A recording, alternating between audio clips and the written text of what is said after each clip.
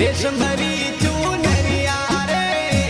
गेरी घूमे रो होगा गिरो तारे रेशम भरी चुनरिया रे हरी बेटी बाइक पर हॉर्न लगावे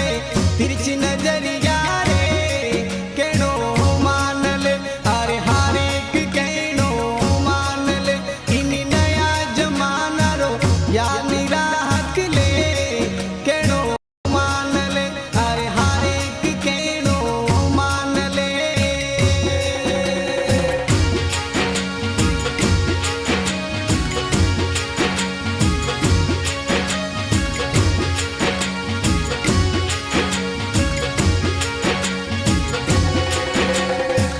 बादल जू गरजे ये छोरी मास सावन जू बरसे ये बादल जू गरजे ये छोरी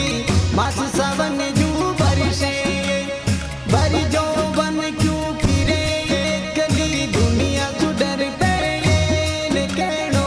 मान ले अरे हर एक कहनो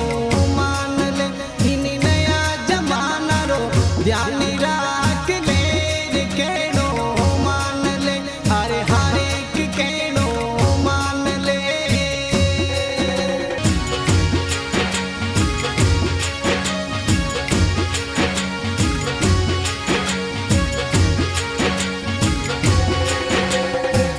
एक हाथ में घड़ियाल सोवे दूजे हाथ मोबाइल रे एक हाथ में घड़ियाल सोवे दूजे हाथ मोबाइल रे नागन जैसी चोटी थारी पतली कमरिया रे कहनो मान ले अरे हर एक कहनो मान ले इन नया जमाना रो ध्यान राख ले रे कहनो मान ले हाँ हर एक कहनो मान ले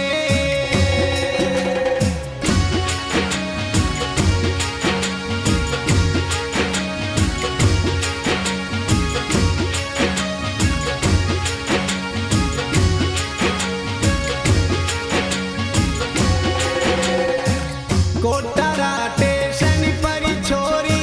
जावे तो दे जे संदेशो कोटारा स्टेशन पर छोरी